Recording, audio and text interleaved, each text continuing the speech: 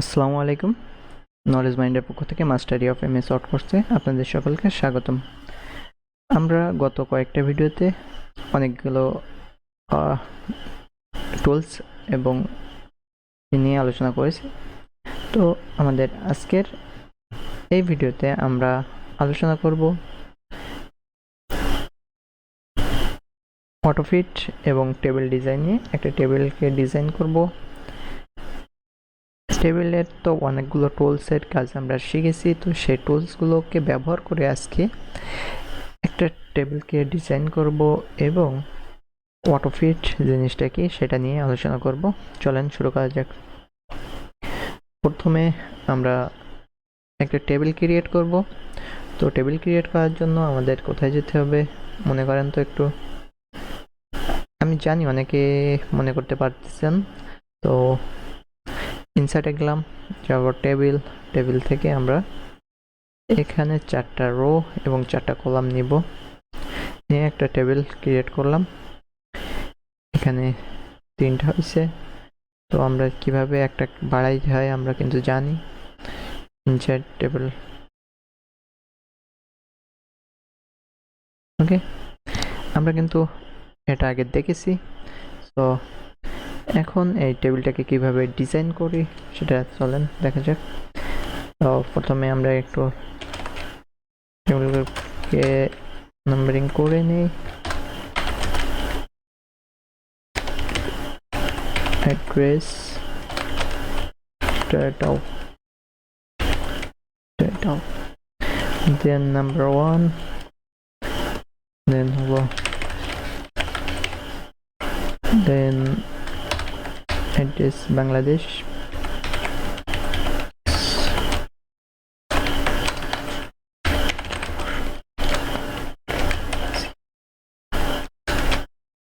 then 2 number,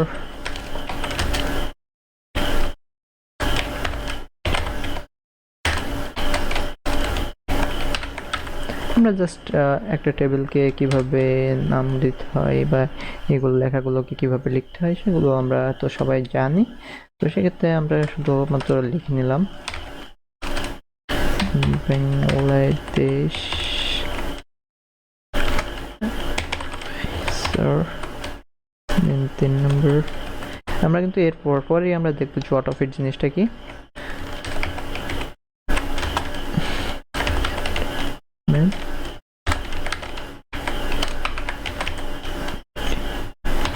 Bangladesh, দেন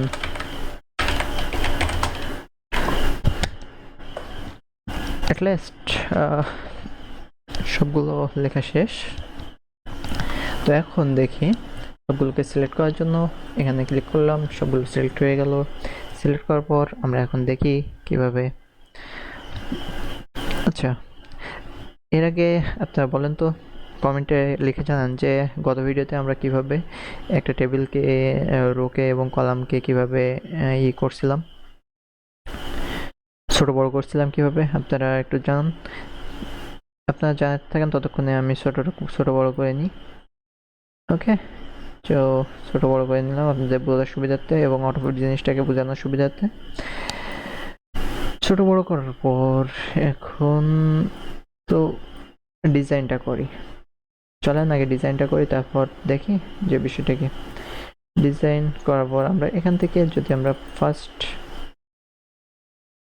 select করি, select করার পর এখানে তো আমরা বোল্ড সম্পর্কে জানছিলাম, তো বোল্ড করলাম। এটাকে বোল্ড করার পর আমরা এখানে টেবিল থেকে, টেবিল টুলস থেকে, টেবিল লেআউট থেকে করে নিলাম। নেওয়ার পর আমরা একটু ফন্ট সাইজটাকে বড় করে নিই। ফন্ট সাইজটাকে বড় করে দিলাম। ফন্ট সাইজটা বড় করে দিলে একটা টাইটেল মতো হইলো আর কি। এখন এটা একটা টেবিল ডিজাইন হলো। এখন যদি আমরা টেবিলটাকে ডিজাইন করতে চাই তাহলে সেই আগের মতো ডিজাইন টুলস থেকে আমরা এখান থেকে যে কোনো ডিজাইন এই টেবিলটাকে ডিজাইন করতে পারি। সো আমরা কি এই টাইটেলটা, ওকে, দেখেন কত সুন্দর একটা টেবিল আমরা ডিজাইন করে ফেললাম। তো এখন দেখি আমরা যে অটোফিট জিনিসটা কি।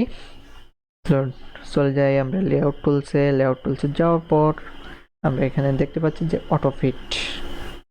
এখানে অটোফিটের 3টা অপশন সম্পর্কে বলবো। Autofit, auto contents, autofit window, fixed column with, এই 3টা নিয়ে বলবো। তো অটোফিট কন্টেন্টসটা কি এটাকে একটু আমরা দেখি।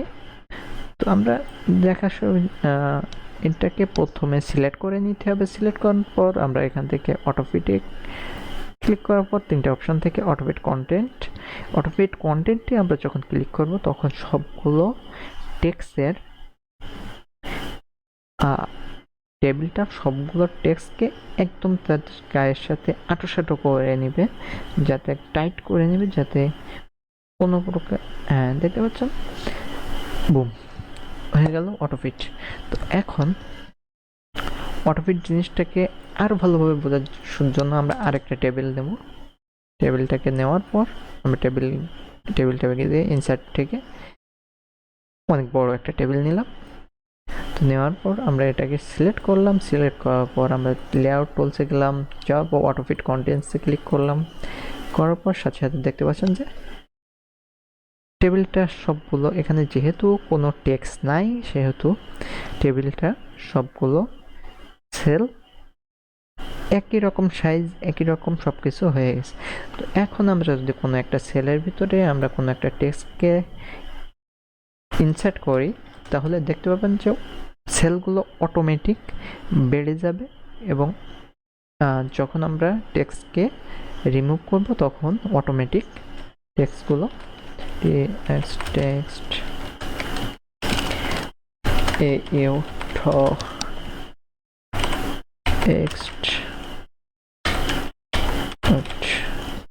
ওকে। এখন যদি এই টেক্সট ইনপুটটাকে আমরা যদি রিমুভ করি, দেখছেন, তো এটাই হলো অটোফিট কন্টেন্টসের কাজ। এখন চলেন দেখা যাক অটোফিট উইন্ডোর কাজ কি। এই টেবিলটা নিয়ে আমরা বুঝি যে অটোফিট কন্টেন্ট তো বুঝলাম। এখন এই টেবিলটাকে সিলেক্ট করি। অটোফিট উইন্ডো যখন আমরা ক্লিক করব তখন এই টেবিলটা সম্পূর্ণ যে এই ডকুমেন্টে যত মার্জিন বাদে যতটুকু সবগুলো কভার করে নেবে।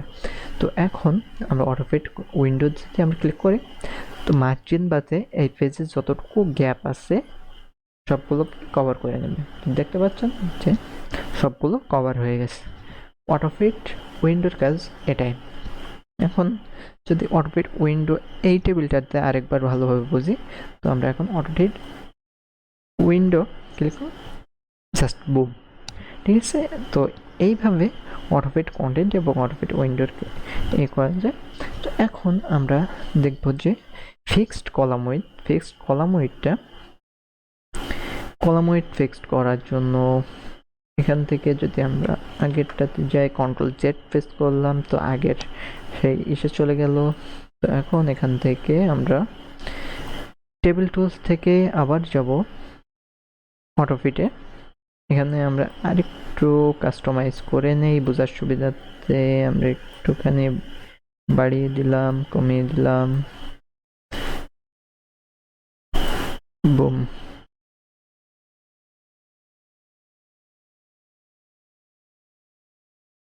এটা যেহেতু অটোফিট হয়ে আছে,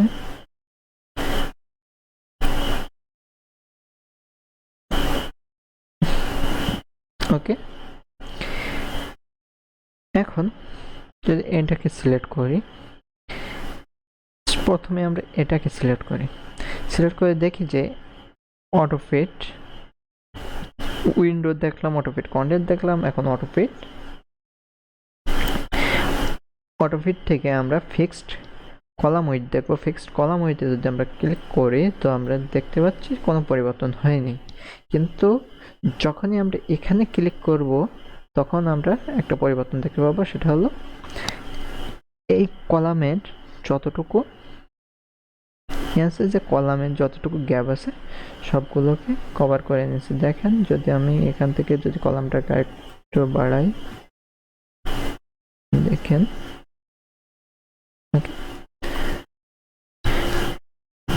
এই হলো মূলত অটোফিট এর কাজ এবং সম্পূর্ণ একটা প্রজেক্ট আমরা দেখলাম যে টেবিল কীভাবে ডিজাইন করলাম, সেটা একটা টেবিলে কীভাবে টেক্সট করলাম। এরপরে ভিডিওতে হাইড উইথ এবং ডিস্ট্রিবিউট কলাম, এরপরে অ্যালাইনমেন্ট সবগুলো বিষয় নিয়ে আলোচনা করব। তো এই পর্যন্ত আজকের ভিডিও।